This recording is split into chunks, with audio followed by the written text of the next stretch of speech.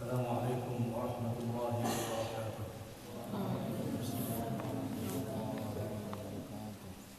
Alhamdulillahi rabbil alamin. Jalla 'anil ashbahi wan nadha'ir wa tanazzaha 'anil andad wal aqdan. Allahumma salli wa sallim wa barik 'ala nabiyyina Muhammad wa 'ala alihi wa ashabihi wa man tabi'ahum bi ihsanin ila yaumiddin, amma ba'd. Para hadirin yang dimuliakan oleh Allah Subhanahu wa taala, pada kesempatan yang baik ini biidznillah kita akan lanjutkan kajian kita pada aqidah al-wasithiyah, di mana pada pertemuan yang terakhir kita masih membahas tentang ayat kursi, a'dhamu ayatin fi kitabillah, seperti yang disampaikan oleh Nabi SAW bahwa ayat kursi adalah ayat yang paling agung di dalam Al-Quran. A'dhamu ayatin fi kitabillah, disebut dengan a'dhamu ayatin fi kitabillah karena memang di dalamnya Allah Subhanahu wa taala banyak menceritakan tentang dirinya. Allah Subhanahu wa taala banyak menyebutkan tentang zat Allah Subhanahu wa taala, menyebutkan sifat-sifatnya, mengagungkan nama-namanya. Allah Subhanahu wa taala mengenalkan diri kepada hamba-hambanya, di antaranya di dalam ayat kursi ini. Dan sebelumnya kita sudah belajar bersama tentang surat Al-Ikhlas. Di situ pun Allah Subhanahu wa taala menyebutkan banyak tentang sifat-sifatnya. Pada pertemuan yang lalu kita sudah mengawali memahami ayat ini, ayat kursi, Allahu la ilaha illa huwal hayyul qayyum. Allah Azza wa Jalla adalah zat yang tidak ada sesembahan yang berhak diibadahi kecuali Dia, yang Maha hidup, yang Maha mengatur diri dan seluruh makhluknya, Al-Qayyum. Penulis rahimahullah ta'ala menyebutkan ayat ini di antaranya untuk menegaskan prinsip Ahlus Sunnah wal Jamaah, bahwasanya Allah Subhanahu wa ta'ala disifati dengan sifat thubutiyah wa salbiyah. Allah Subhanahu wa ta'ala disifati dengan menetapkan sifat-sifat yang ada pada Allah dan menafikan sifat-sifat yang tidak ada pada Allah Subhanahu wa taala. Ini disebut dengan sifat salbiyah. Untuk menetapkan kaidah ini, beliau menyebutkan beberapa dalil, baik surat Al-Ikhlas, demikian juga ayat kursi.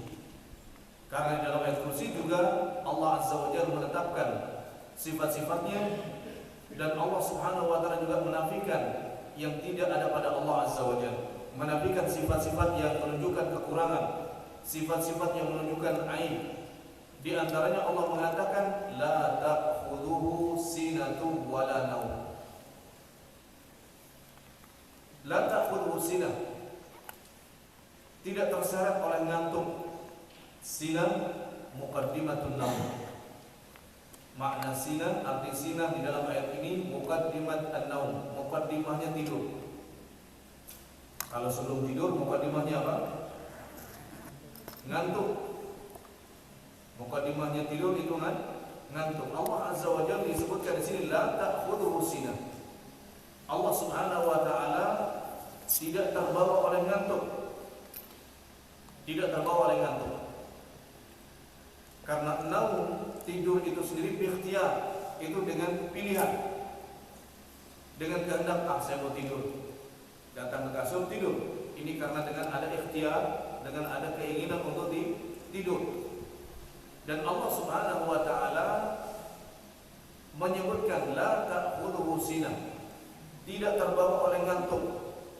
Kalimat tidak terbawa karena al-akhdhu itu berarti ada makna menguasai. Sama sekali Allah Subhanahu wa taala tidak dikuasai oleh rasa ngantuk pun. Beda dengan kita, kalau misalnya capek atau kurang tidur, kemudian ta'khudhu sinah, pasti kita terbawa ngantuk. Sampai terbawa ngantuk. karena kita tidak menguasai diri sendiri, tapi Allah Subhanahu wa taala untuk menetapkan qayyumiyah, bahwasanya Allah Azza wa Jalla mengatur dirinya, dan Allah Subhanahu wa taala mengatur seluruh alam, mengatur malaikat, mengatur jin, mengatur langit, mengatur kursi, mengatur arsy, mengatur air, mengatur udara, semua yang ada diatur oleh Allah Subhanahu wa taala. Untuk menunjukkan kesempurnaannya, Allah mengatakan la ta'khudhuhu sinah, menafikan rasa ngantuk. Bahkan terbawa oleh ngantuk pun tidak. Karena efek orang yang ngantuk, apa yang terjadi? Ada sesuatu yang kelewat. Antum kalau ngantuk, saya lagi bicara, antum ngantuk. Ada yang ngantuk? Kalau saya bicara kemudian antum ngantuk, pasti ada yang kelewat apa tidak? Ada yang kelewat, bahkan sambil ngantuk-ngantuk nulisnya, mau nulis Allah, tulisannya nggak tahu, tidak kebaca. Ini kenapa? Karena ngantuk. Allah Azza wa Jalla tidak terbawa ngantuk pun tidak, merasakan sedikit ngantuk pun tidak. Walaupun yang diurus langit, bumi, air, hewan, udara, bahkan semua yang ada di alam semesta ini diatur oleh Allah. Tapi la ta'khudhuhu sinah, sama sekali terbawa ngantuk pun tidak. Karena kalau orang ngantuk pasti ada yang lewat, sedikit ada yang lolos, sedikit ada yang tidak diketahui. Tapi Allah Subhanahu wa taala la ta'khudhuhu sinah. Lihat Allah Azza wa Jalla mengatakan ini dengan kata kerja dengan bentuk apa? La ta'khudhuhu sinah. Mudhari'. Ini yufidu tajaddud wal istiqbal. Kalau fi'il mudhari' itu menunjukkan kondisi yang berbeda-beda pun, demikian juga sampai kapanpun Allah Subhanahu wa taala tidak pernah merasakan ngantuk atau terbawa ngantuk, tidak pernah. Wa ma massana min lughub, Allah Azza wa Jalla tidak pernah merasakan capek. Karena biasanya orang ngantuk kenapa? Capek. Tapi Allah Subhanahu wa taala tidak pernah merasakan capek. Jadi Allah Subhanahu wa taala karena tidak merasakan capek, ngantuk pun tidak terasa. Tidak terasa, tidak pernah terseret oleh ngantuk. Sedangkan kita duduk ya, terkena angin sepoi-sepoi, sudah ngantuk. Ya. Malamnya dibangunkan lebih dini, paginya ngantuk. Atau kekenyangan akibatnya ngantuk. Tapi Allah Subhanahu wa taala la ta'khudhuhu sinah, terseret oleh ngantuk, terbawa ngantuk pun tidak pernah, sedikit pun tidak pernah. Ini Allah Subhanahu wa taala la ta'khudhuhu sinah. Kalau ngantuk saja tidak, wala naum, apalagi tidur. Nabi SAW mengatakan innallaha la yanam. Allah Subhanahu wa taala tidak pernah tidur. Tidak pernah tidur, untuk menunjukkan qayyumiyah, bahwasanya Allah Azza wa Jalla ketika mengatur alam semesta ini, mengatur makhluk-makhluknya, memantau makhluk-makhluknya, tidak dibarengi dengan tidur istirahat. Karena orang saja kalau tidur menunjukkan aib, dan Allah Subhanahu wa taala tidak ada aibnya, mengatur sedemikian banyak, dan Allah Azza wa Jalla tidak perlu tidur.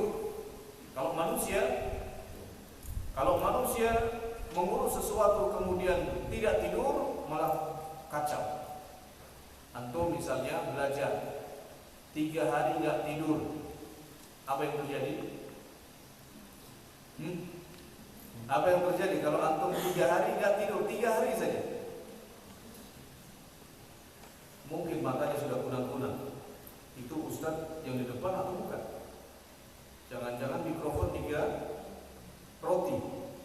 Karena apa? Matanya sudah berkunang-kunang. Allah Subhanahu wa taala, Allah Azza wa Jalla ada. Allah Subhanahu wa taala abadi, azali. Allah Subhanahu wa taala tidak akan pernah mati, dan Allah Azza wa Jalla tidak akan pernah merasakan ngantuk apalagi tidur. La ta'khudhuhu sinatun wa la naum. Dan sifat salbiyah ini, ketika Allah menafikan Allah tidak merasakan ngantuk, tidak punya sifat ngantuk, tidak pernah dipaksa untuk ngantuk.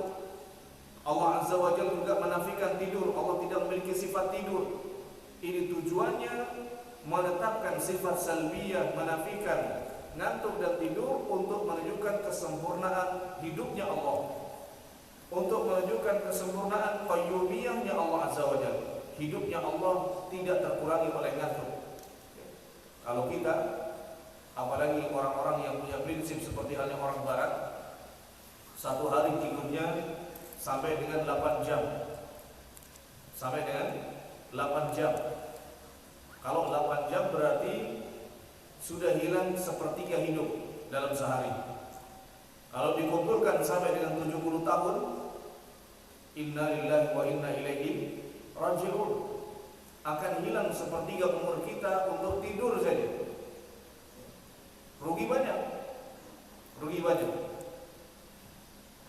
Sehingga Allah Subhanahu wa taala menetapkan bahwasanya dalam hidupnya Allah tidak ada program, tidak ada rencana, dan tidak bisa dikuasai tidur, untuk menunjukkan hidup yang sempurna. Hidup yang sempurna sesuai dengan hikmah yang Allah Subhanahu wa taala inginkan. Hidupnya sempurna dalam mengurus makhluknya juga totalitas, mengurus totalitas dari A sampai Z-nya manusia, malaikat, kursi, langit, air, semua diatur oleh Allah Azza wa Jalla. Tidak ada sedikit pun dari waktu Allah yang kemudian tergerus habis karena ngantuk ataupun tidur. Allah tidak akan tidur, wala yambaghi allahu an yanam, dan Allah Subhanahu wa taala haram untuk tidur. Kalimat la yambaghi, kalau bagi Allah Subhanahu wa taala, menunjukkan haramnya Allah tidur, dan Allah tidak akan pernah tidur. Ma'asyiral muslimin yang dimuliakan oleh Allah Subhanahu wa taala, karena tidak tidur ini bagian dari kesempurnaan, makanya Allah Subhanahu wa taala nanti akan memberikan balasan untuk para penduduk ahlul jannah tidak tidur. Mereka selalu menikmati. Itu penduduk surga. Kalau kemudian ada yang bertanya, kalau penduduk surga tidak tidur, berarti sama dengan Allah yang tidak tidur. Maka kita katakan tidak. Hidupnya Allah beda dengan hidupnya manusia yang menjadi ahlul jannah. Kalau Allah Subhanahu wa taala tidak pernah tidur, tapi kalau ahlul jannah, penduduk surga, waktu mereka di dunia tidur apa tidak tidur? Tidur. Bahkan setelah mereka mati, mereka dikubur, merasakan mati, dan mati itu termasuk bagian dari tidur. Tidur bagian dari mati. Dengan demikian, ma'asyiral muslimin a'azzakumullah, beda antara kehidupan ahlul jannah yang tidak tidur dengan tidak tidurnya Allah Subhanahu wa taala. Allah Azza wa Jalla mengatakan, la ta'khudhuhu sinatun wa la naum, lahu ma fis samawati wa ma fil ardh. Miliknya lah semua yang ada di langit-langit dan semua yang ada di bumi. Semua yang ada di langit dan semua yang ada di bumi. Dan Allah Azza wa Jalla mengatakan lahu, miliknya lah. Dan al-jar wal majrur di dalam bahasa Arab itu haqqut ta'khir, harusnya di akhir. Harusnya di akhir. Harusnya mengatakan ma fis samawati wal ardi lahu. Tapi di sini dimajukan lahu ma fis samawati wa ma fil ardi.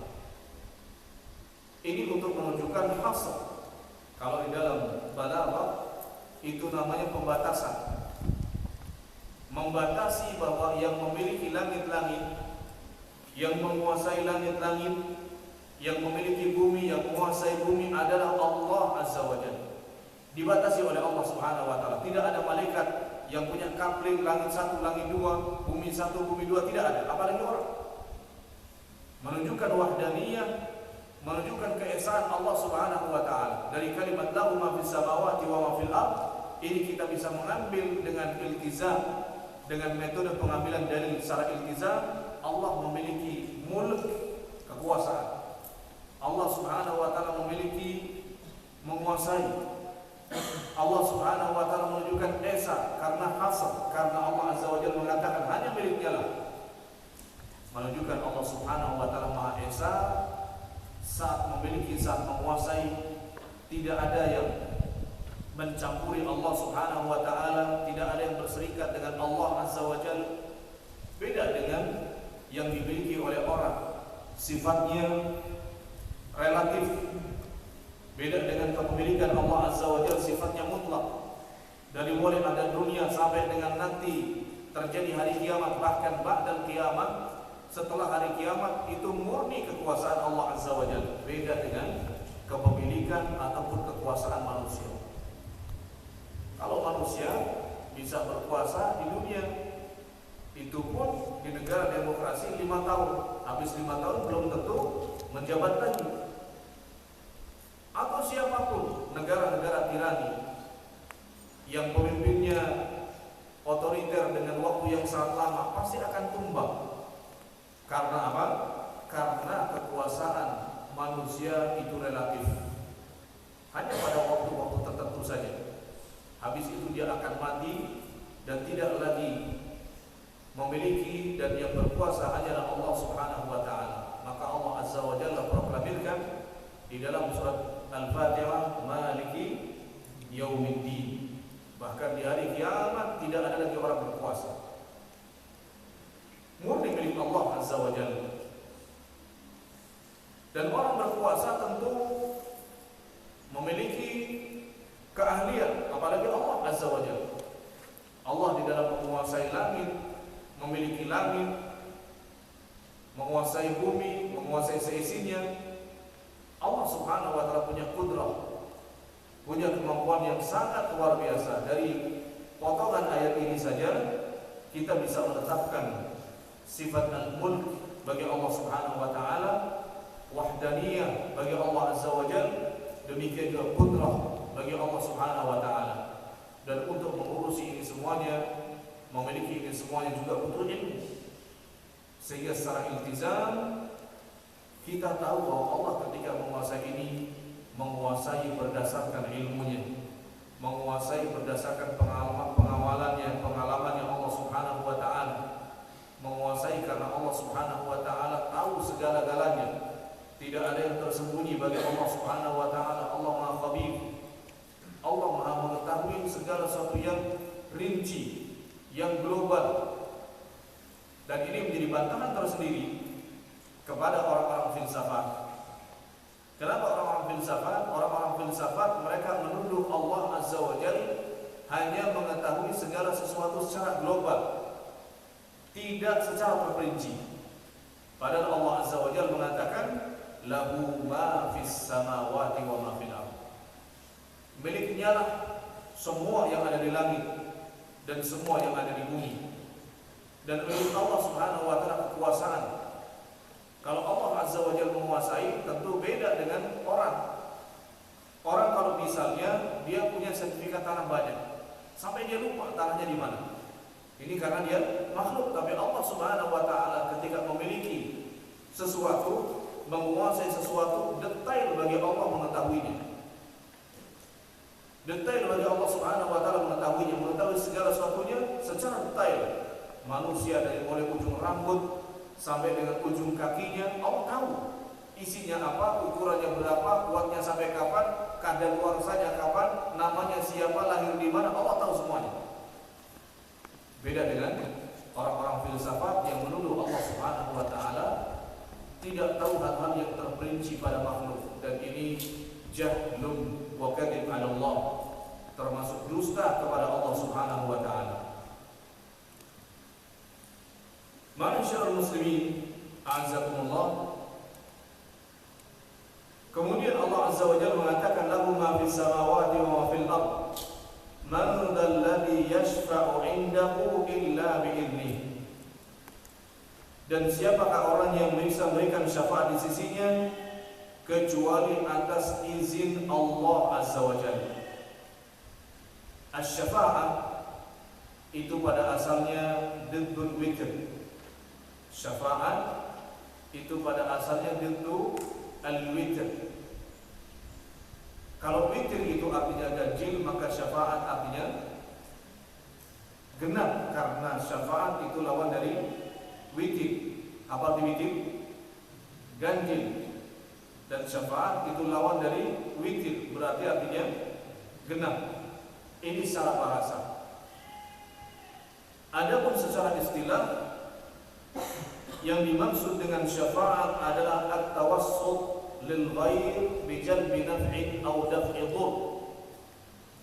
Yang disebut dengan syafaat adalah at-tawassut, yaitu mencari perantara atau mengambil perantara untuk yang lain dengan tujuan mengambil manfaat ataupun menolak bahaya. Mengambil manfaat ataupun menolak bahaya. Di dalam ayat ini Allah Subhanahu wa taala ingin menyampaikan bahwa tidak ada orang yang bisa memberikan syafaat seenaknya kecuali atas izin Allah Azza wa Jalla. Karena syafaat itu milik siapa? Allah Subhanahu wa taala. Allah mengatakan, "Qul lillahi syafa'atu jami'an." Katakanlah syafaat itu milik Allah. Syafaat itu milik Allah. Kalau syafaat itu milik Allah, maka tidak benar kalau seorang berharap syafaat dari orang yang sudah meninggal, walaupun dia wali. Karena yang memiliki syafaat Allah Azza wa Jalla, bukan nabi, bukan wali, bukan orang saleh, bukan sahabat, bukan ustaz, bukan kiai. Yang punya syafaat adalah Allah. Kulillahi syafa'atu jami'an. Kalau syafaat itu milik Allah Subhanahu wa taala, maka tidak ada dan tidak akan pernah bisa ada orang yang bisa berikan syafaat kecuali nanti di akhirat illa bi'idznih, kecuali nanti atas izin Allah Subhanahu wa taala. Jadi tidak benar dan dusta kalau ada orang mengatakan, "Hai fulan, kesini, yang bisa duduk di sini nanti saya akan berikan syafaat." Ini kadzib. Ini dusta. Kenapa? Karena syafaat itu milik Allah Azza wa Jalla. Kalau milik Allah, maka tidak benar kalau ada orang maunya atau dia mengatakan, "Saya mau bagi-bagi syafaat." Atau siapa yang datang ke tempat ini nanti dia akan mendapatkan syafaat. Kalau tidak ada dalilnya, maka tidak akan bisa mendapatkan syafaat, karena syafaat itu milik Allah. Bahkan kalau kita minta syafaat kepada selain Allah, ini terjatuh di dalam kesyirikan karena merasa dia sama dengan Allah atau meyakini ada orang yang sama dengan Allah dalam hal memberikan syafaat. Maka Allah mengingatkan, "Man dzalladzi yashfa'u 'indahu illa bi'idznih." Allah Subhanahu wa taala yang mampu memberikan syafaat, yang punya hak memberikan syafaat. Dengan demikian, maka siapapun orangnya, dia tidak mau memberikan syafaat kecuali atas izin Allah Subhanahu wa taala. Kalau orang yang memberikan syafaat atas izin Allah, pasti atas ridhonya Allah Subhanahu wa taala. Pasti atas ridhonya Allah Azza wa Jalla. Artinya orang tersebut diridhoi, memberikan izin, dan yang menerima pun diridhoi oleh Allah Subhanahu wa taala. Sehingga tidak sembarang orang, tidak sembarang orang kemudian menerima syafaat dari Allah Azza wa Jalla. Maka siapa yang berharap syafaat kepada Allah, maka upayakan, berusahalah supaya menjadi hamba yang diridhai oleh Allah Azza wa Jalla. Ma'asyiral ikhwan, a'azzakumullah. Dari sini kita tahu bahwasanya syafaat adalah milik Allah Azza wa Jalla. Qul lillahi syafa'atu jami'an. Dan orang yang bisa memberikan syafaat, syaratnya adalah mendapatkan izin dari Allah Subhanahu wa taala, sebagaimana ayat ini, "Man dzalladzi yashfa'u 'indahu illa bi'idznih." Demikian juga ada syarat yang lain, yaitu radiyan 'anil syafi' wa 'anil masyfu' lahu. Yang memberi syafaat dan yang mendapatkan syafaat itu harus diridhai oleh Allah Subhanahu wa taala. Sebagaimana di dalam surat Al-Anbiya, Allah Azza wa Jalla mengatakan, "Wala yashfa'una illa liman irtada." Dan la yashfa'u, mereka tidak bisa berikan syafaat kecuali siapa yang diridhai oleh Allah Subhanahu wa taala. Demikian juga di dalam ayat yang lain Allah Azza wa Jalla mengatakan, "Yauma idzin la tanfa'u syafa'atu illa man adzina lahu Rahman wa radiya lahu qawla." Dan pada hari itu syafaat tidak bisa memberikan manfaat kecuali yang diizinkan oleh Allah, dan Allah Azza wa Jalla telah memberikan ridha secara ucapan dengan lisannya. Ini menunjukkan bahwa tidak sembarang. Sekarang banyak siapa yang membaca wirid fulan nanti dia akan dapat syafaat dariku, dari syekh fulan, dari kiai fulan. Enak sekali. Belum tentu diridhoi oleh Allah Azza wa Jalla. Belum tentu dia diridhoi oleh Allah Subhanahu wa taala. Belum tentu dia diberi izin oleh Allah Azza wa Jalla untuk memberikan syafaat, karena syafaat ini milik Allah Subhanahu wa taala. Bahkan di dalam surat An-Najm Allah Azza wa Jalla mengatakan, "Wa kam min malakin fis samawati la tughni syafa'atuhum syai'an illa min ba'di an ya'dana Allah liman yasha'u wa yarda."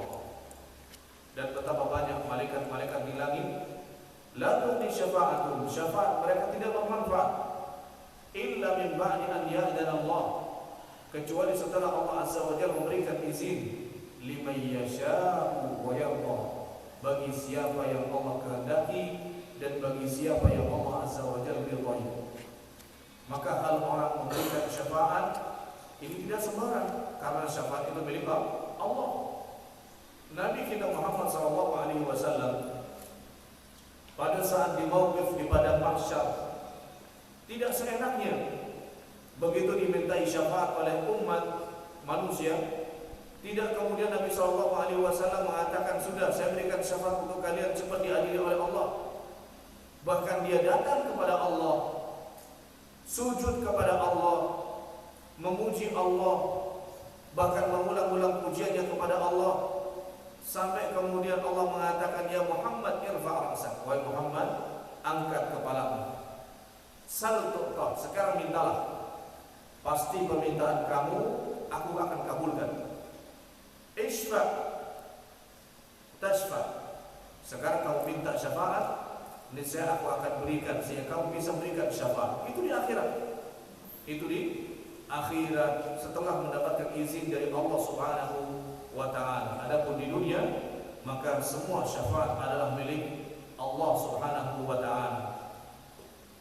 Ma'asyiral muslimin yang dimuliakan oleh Allah Azza wa Jalla. Kemudian Allah mengatakan, "Ya'lamu ma baina aydihim wa ma khalfahum." Allah Subhanahu wa taala mengetahui segala sesuatu yang ada di hadapan mereka. Wa ma khalfahum, dan apa yang ada di belakang mereka. Apa yang akan datang Allah tahu.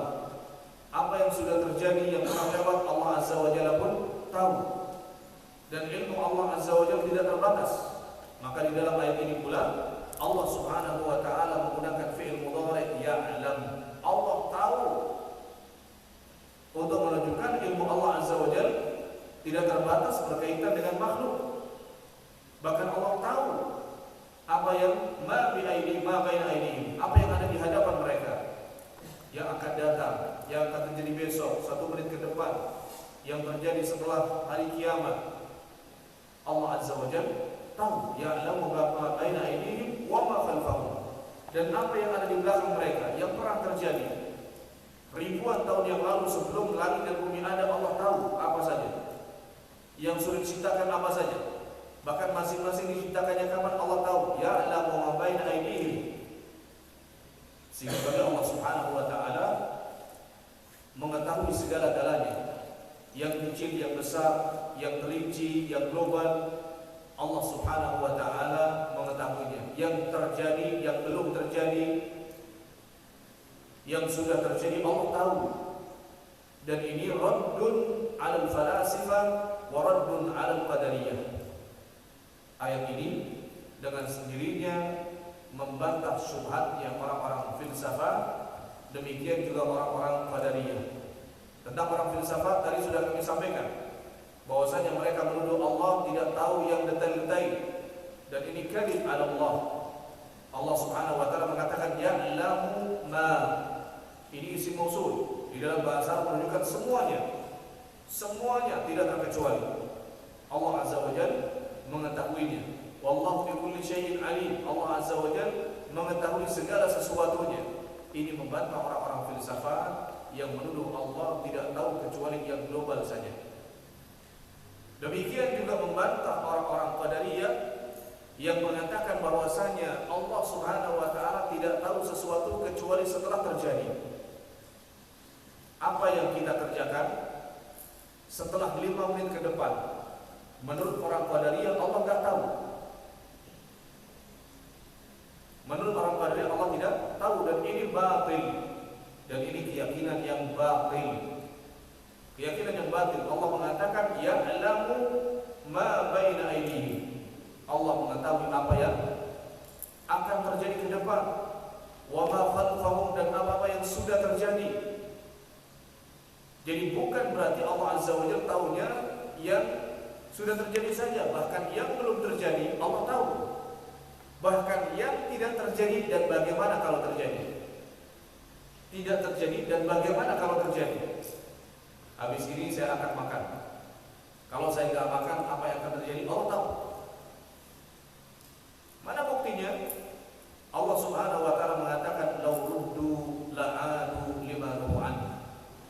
Kalau seandainya penduduk neraka dikembalikan oleh Allah Subhanahu wa taala ke dunia, la'adu lima nuhu anhu. Tentu mereka akan melakukan hal yang sama yang dilarang oleh Allah Subhanahu wa taala. Itu tidak akan pernah terjadi. Allah Azza wa Jalla mengembalikan penduduk neraka ke dunia. Sudah begitu masuk hari kiamat tidak ada yang dikembalikan. Bahkan yang masuk ke kuburan pun tidak dikembalikan ke dunia. Sudah selesai, alamnya sudah berganti. Allah tahu demikian. Kalau orang-orang kafir dikembalikan ke dunia, walaupun di depan waktu di akhirat di alam kubur mereka nangis-nangis kepada Allah, di neraka mereka nangis-nangis menyesal kepada Allah Azza wa Jalla, minta dikasih kesempatan untuk hidup di dunia, mau taubat, mau sholat, mau melakukan kebaikan. Allah mengatakan lau ruddu, kalau seandainya mereka dikembalikan ke dunia, la'adu lima nu'an, mereka akan melakukan hal yang sama yang dilarang oleh Allah Subhanahu wa taala. Maka Allah tahu apa-apa yang tidak terjadi dan bagaimana kalau terjadi. Allah menciptakan kita laki-laki. Kalau seandainya diciptakan perempuan, apa yang terjadi? Allah tahu. Karena Allah mengetahui segala sesuatu yang tidak terjadi dan bagaimana kalau terjadi. Efeknya, dampaknya apa saja Allah tahu. Ma'asyiral muslimin, a'azzakumullah. Dari sini menunjukkan luasnya ilmu Allah Subhanahu wa taala. Menunjukkan luasnya ilmu Allah Subhanahu wa taala. Menunjukkan Allah alim. Dan dari sini juga menunjukkan sifat al-ihatah. Allah Subhanahu wa taala mampu meliputi, memiliki ilmu berkaitan dengan semuanya secara keseluruhan. Itu arti al-ihatah. Kalau memiliki ilmu secara detail, secara keseluruhan, semuanya dari A sampai Z-nya tahu, menunjukkan Allah Subhanahu wa taala wasi', maha luas. Luas ilmunya, luas pengalamannya, wasi'un alim. Belum lagi di lanjutan ayat ini Allah Subhanahu wa taala mengatakan wala yuhituna bi syai'in min ilmihi illa bima syaa. Dan mereka para makhluk tidak akan bisa meliputi ilmu Allah Subhanahu wa taala illa bima syaa, kecuali dengan apa yang Allah Subhanahu wa taala kehendaki. Kecuali dengan apa yang Allah Azza wa Jalla kehendaki. Itu pun yang dikehendaki oleh Allah Subhanahu wa taala itu pun hanya sebatas sesuai dengan kemampuan makhluk. Dalam arti bima syaa, makhluk mengetahui ada sedikit ilmu yang diketahui oleh makhluk, itu bukan berarti semuanya. Itu karena hebatnya Allah, sempurnanya Allah, tidak ada yang menyamai Allah Jalla Jalaluhu. Kemudian Allah Subhanahu wa taala berfirman wasi'a kursiyyuhus samawati wal ardh. Kursinya Allah Subhanahu wa taala sangat luas, melebihi dan meliputi langit-langit dan bumi. Kalau Allah Subhanahu wa taala menciptakan langit, menciptakan bumi, dan dua-duanya besar, apalagi bertingkat, langit sampai dengan langit 7, ya, dan masing-masing ada umar, ada penghuninya. Dan Allah menciptakan bumi dengan 7 tingkatannya, masing-masing ada kemudian penghuninya.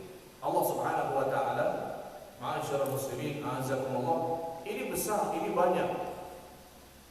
Dan untuk menciptakan ini butuh ilmu, butuh qudrah, kemampuan yang luar biasa. Dan untuk menahan langit sehingga tidak jatuh butuh kekuatan. Ini secara iltizam Allah Subhanahu wa taala memiliki ilmu yang luar biasa. Memiliki kemampuan yang luar biasa, memiliki kemampuan kekuatan yang luar biasa, memiliki kehebatan yang luar biasa. Kalau makhluk ini besar, maka Allahu Akbar, Allah Maha besar. Secara iltizam menunjukkan sifat Allah Azza wa Jalla yang Maha besar. Sehingga dari ayat kursi saja Allah Azza wa Jalla menetapkan untuk dirinya banyak sifat. Banyak sifat. Dengan sendirinya ini membantah syubhatnya orang-orang Mu'attilah, Jahmiyah, demikian juga membantah orang-orang Mu'tazilah yang mengingkari sifat Allah Subhanahu wa taala. Dari sifat Allah memiliki kursi yang luas, itu saja petunjuk bahwa Allah Maha kuat, Allah Maha berilmu, Allah Subhanahu wa taala memiliki pengalaman, Allah Subhanahu wa taala mampu mengurus, qayyum. Sehingga yang dilakukan atau yang diyakini oleh orang-orang Mu'tazilah ketika mereka menafikan sifat Allah ini sama sekali tidak berdasar, bahkan kadzibun 'ala Allah wa kadzibun 'ala Rasul wa munkirun li ijma'is sahabah radhiyallahu ta'ala anhum wa ardhahum wa aidan munkirun lil aql. Dengan orang Mu'tazilah mengingkari sifat Allah, ini satu mendustakan Allah, mendustakan Al-Qur'an, mendustakan hadis-hadis Nabi SAW yang menunjukkan Allah memiliki sifat. Demikian juga mengingkari ijma' para ulama, ijma' para sahabat. Demikian juga mengingkari logika, bertentangan dengan logika. Ketika orang Mu'tazilah mengatakan Allah tidak punya sifat, dari situ saja jelas bahwa cara berpikir mereka, cara berkeyakinan mereka bertentangan dengan logika.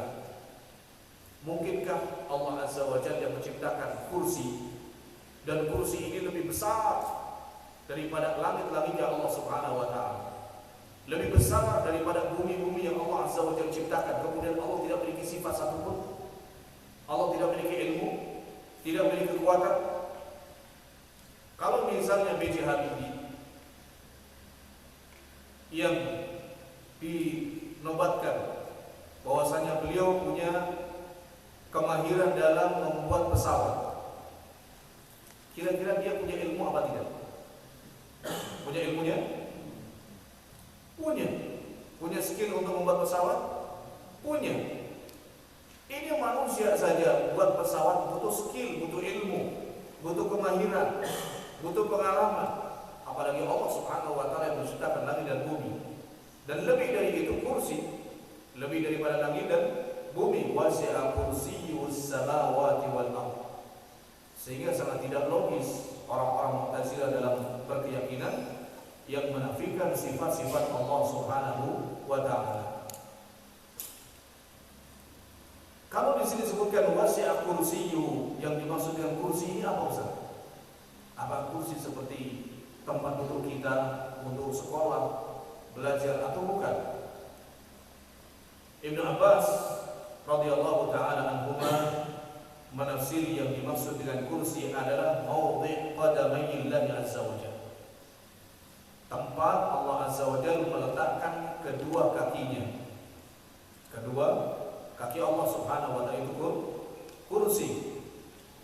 Dan kursi ini bukan arsy. Kursi ini bukan arsy.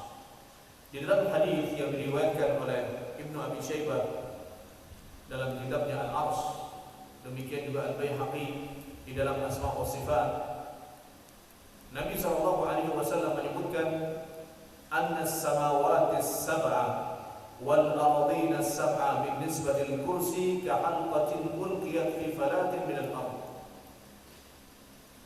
Langit-langit 7, demikian juga bumi dengan 7 tingkatnya, kalau dibandingkan dengan arsy, dibandingkan dengan kursi, itu bagaikan kahalqah, bagaikan gelang yang dilemparkan di padang pasir yang luas. Padang pasir yang luas ini, kalau antum beli gelang kemudian dilemparkan, mana yang lebih besar? Padang pasirnya atau gelangnya? Jauh.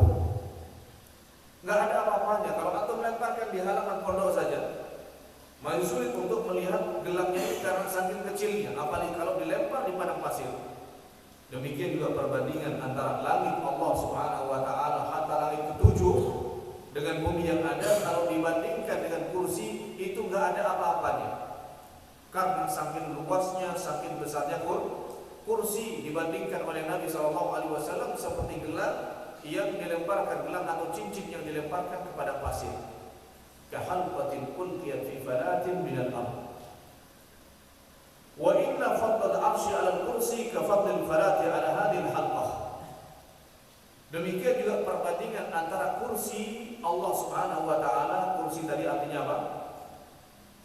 Tempat untuk meletakkan kakinya Allah Subhanahu wa taala. Perbandingan kursi dengan 'arsy itu seperti perbandingan cincin tadi, gelang tadi dengan padang pasir. Kalau cincin atau gelang tadi dibandingkan dengan padang pasir, enggak ada apa-apanya. Masih sangat jauh, masih sangat luas, masih sangat besar kursi. Demikian juga antara kursi dengan arsy. Itu bandingannya juga tidak beda. Kursi ini sangat kecil sekali jika dibandingkan dengan arsy. Seperti halnya gelang dengan padang pasir ini. Gelang dengan padang pasir ini jauh, sangat jauh, luas padang pasirnya. Ya, tidak sebanding apapun karena saking luasnya padang pasir ini. Demikian juga antara kursi dengan arsy Allah Subhanahu wa taala. Kalau makhluk-makhluk ini besar, maka saat kita membaca Allahu Akbar, Allah Maha Besar, ya, tidak bisa dibayangkan. Matahari belum ada apa-apanya, bumi belum ada apa-apanya. Bintang Bima Sakti ini, bintang Bima Sakti di planet-planet yang ada, ya, Merkurius, Venus, Pluto dan lain sebagainya, bumi termasuk, ini belum ada apa-apanya. Itu masih di bawah langit satu, masih di bawah langit satu. Itu pun kita mengira besar, ternyata ada yang lebih besar. Dan semua bintang-bintang, planet-planet yang ada masih di bawah langit satu. Belum nanti langit dua, bagaimana di atas langit dua, belum langit tiga, langit empat dan seterusnya. Dan masih ada makhluk-makhluk yang lebih besar dari itu semua. Ada kursi, ada arsy, dan Allah mengatakan Allahu Akbar. Allah Subhanahu wa taala maha besar. Kalau Allah Subhanahu wa taala maha besar, kalau bumi ini meledak, kita tak bisa apa-apa. Gak punya kekuatan, gak punya pembela, gak punya backing. Allah Subhanahu wa taala maha besar. Ma'asyiral muslimin, a'azzakumullah. Wa la ya'uduhu hifdhuhuma. La ya'uduhu ay la yuthqiluh wala yukriduh. Allah Azza wa Jalla untuk menjaga langit-langit dan bumi ini tidak keberatan. Allah Azza wa Jalla tidak merasakan berat, tidak merasakan kesulitan dalam menjaga langit-langit dan bumi. Betapapun bumi ada 7 tingkatan, langit ada 7 tingkatan, dan makhluk yang di dalamnya sangat banyak sekali. Bagi Allah, la ya'uduhu hifdhuhuma. Tidak ada kesulitan bagi Allah untuk mengatur, untuk memelihara keduanya. Langit yang ada dipelihara oleh Allah tanpa ada tiang, bighairi amadin tarawunaha. Belum lagi dengan isi langit yang banyak. Bahkan Nabi mengatakan aqatis sama wa huqqa'ad da'iq.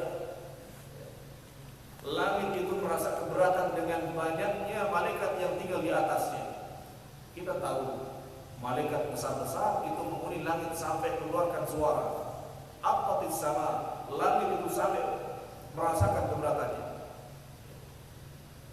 Itu saja bagi Allah. Wala ya'uduhu hifdhuhuma. Allah tidak keberatan, tidak merasakan kesulitan apapun mengurus daun-daun yang berjatuhan, mengurus air yang mengalir dari selatan ke utara, utara ke selatan, timur ke barat, barat ke timur, mengatur angin. La ya'uduhu hifdhuhuma. Allah Azza wa Jalla tidak merasakan kesulitan apapun mengurus yang ada di antara langit dan bumi. Yang ada di langit, yang ada di bumi tidak kesulitan.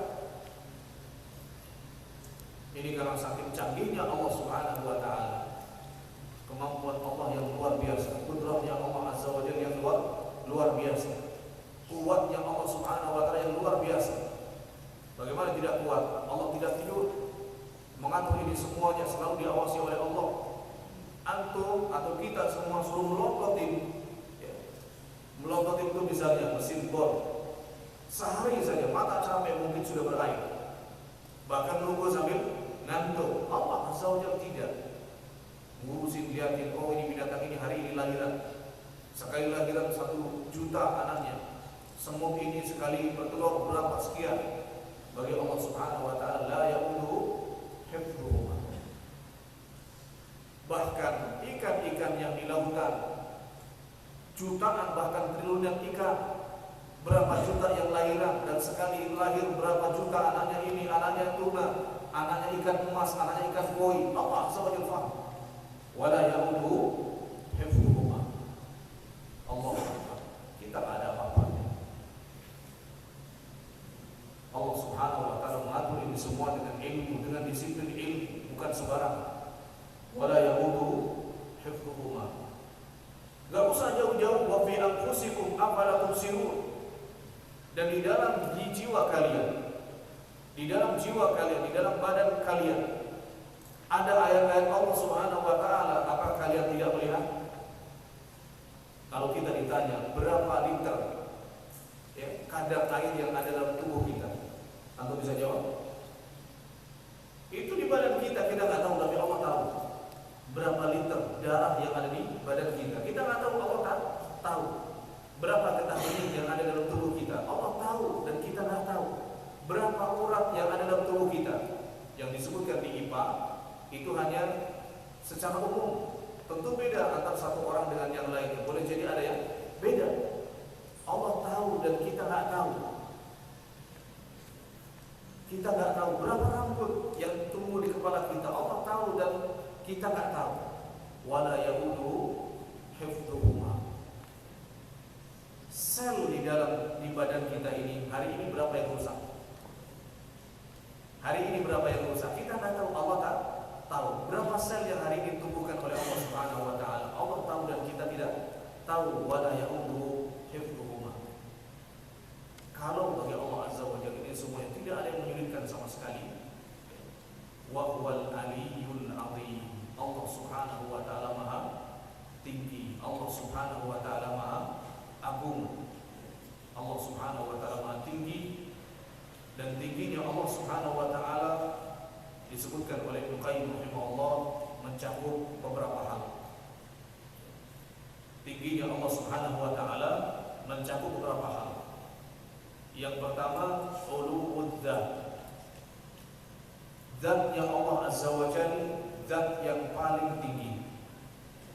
Zatnya Allah Subhanahu wa taala adalah zat yang paling tinggi. Tidak ada yang lebih tinggi dari Allah.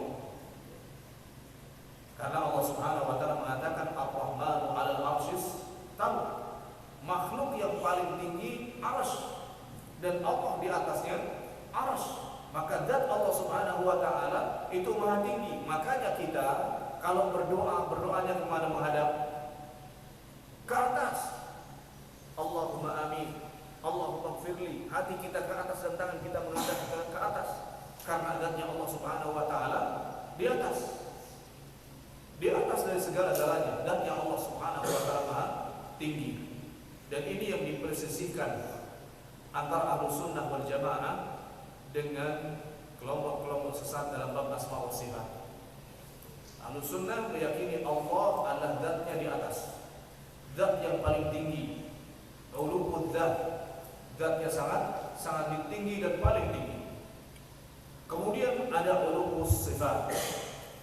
Demikian juga sifat-sifat Allah adalah sifat-sifat yang tersempurna, sifat yang paling sempurna, sifat yang paling tinggi ada pada Allah Subhanahu wa taala. Kalau manusia bisa mendengar, tapi pendengarannya masih terbatas, masih banyak kekurangannya. dalam jarak sekian tidak mendengar. Bahkan mungkin di balik tembok ini ada orang yang bicara, kita tidak mendengar. Tapi Allah Subhanahu wa taala yasma' min fawqi sab'i samawat. Allah mendengar bahkan dari atas arsy. Allah Subhanahu wa taala mendengar dari atas arsy. Tidak ada yang menghalangi sedikit pun suara bagi Allah Subhanahu wa taala. Ini penunjuk bahwa sifat Allah kalaupun namanya sama tapi hakikat sifatnya yang Allah miliki paling sempurna. Paling sempurna adalah sifat-sifat Allah Azza wa Jalla. Itu yang disebut dengan uluwus sifat. Demikian juga ada uluwus sifat, ada uluwud dzat, uluwul qadar. Dari sisi kedudukan, maka kedudukan Allah Subhanahu wa taala kedudukan yang paling mulia, kedudukan paling tinggi. Kedudukan paling mulia, kedudukan yang paling tinggi. Demikian juga uluwul qahr wal makan. Dari sisi kemampuan Allah untuk memaksa makhluk, mengatur makhluk, ini tidak ada yang tertandingi. Sebesar apapun al-jababirah, penguasa-penguasa di atas muka bumi ini, orang-orang yang punya tentara, tidak akan bisa melawan Allah Subhanahu wa taala. Wa huwal qahiru fawqa ibadihi. Dialah Allah Subhanahu wa taala zat yang mampu untuk memaksakan semua makhluk-makhluknya. Maka Namrud dengan kesombongannya dimatikan oleh Allah Subhanahu wa taala hanya dengan lalat yang kecil supaya menghilangkan kesombongannya. Fir'aun yang berani mengatakan ana rabbukumul a'la dimatikan oleh Allah Subhanahu wa taala hanya dengan ditenggelamkan ke laut. Tukang sihir yang dia punya, yang dia gaji, tidak bisa menolong Fir'aun sedikit pun. Bahkan banyak tukang-tukang sihir yang kemudian tunduk masuk mengikuti yang dibawa oleh Nabi Musa alaihissalam, menunjukkan hebatnya Allah Subhanahu wa taala dalam menundukkan semua orang-orang yang berkuasa. Wa huwal aliyyul azim. Dan Allah Subhanahu wa taala Maha Agung. Kalau Allah Subhanahu wa taala Maha Agung, maka Allah Azza wa Jalla punya kekuatan. Allah Subhanahu wa taala punya kesombongan. Allah mutakabbir, berhak untuk sombong karena Allah Subhanahu wa taala Maha besar, Allah Subhanahu wa taala Maha kuat, Allah Subhanahu wa taala Maha tahu. Maka Allah memiliki sifat al-azim. Itu menunjukkan kesombongan Allah dan Allah berhak untuk sombong. Beda dengan makhluk. Apa yang perlu disombongkan? Semuanya lemah. Makhluk tidak punya hak untuk sombong sama sekali. Ma'asyiral ikhwah, a'azzakumullah. Di dalam ayat ini ada beberapa nama yang Allah Subhanahu wa taala tetapkan. Ada Allah. Allah itu dari kata al-ilah, al-hayy. Yang kedua, yang ketiga al-qayyum. Kemudian al-ali. Kemudian ada al-azim. Jadi dari ayat kursi saja ada 5 nama Allah Subhanahu wa taala yang Allah tetapkan. Dengan sendirinya yang dibantah orang-orang Jahmiyah, dengan sendirinya yang dibantah orang-orang Mu'attilah yang mengingkari nama-nama Allah Subhanahu wa taala. Adapun sifat sangat banyak sekali. Coba antum pikir kembali yang sudah antum dengar dari kajian ini, diringkas ada berapa sifat yang Allah Azza wa Jalla sebutkan, yang Allah Subhanahu wa taala isyaratkan di dalam ayat kursi ini. Insyaallah kalau antum mau perhatikan, ini akan banyak memberikan manfaat wabil khusus ketika antum mentadabburi ayat kursi yang sangat agung di mata Allah Jalla Jalla. Ini saja, insyaallah nanti pada saatnya kita akan mencoba untuk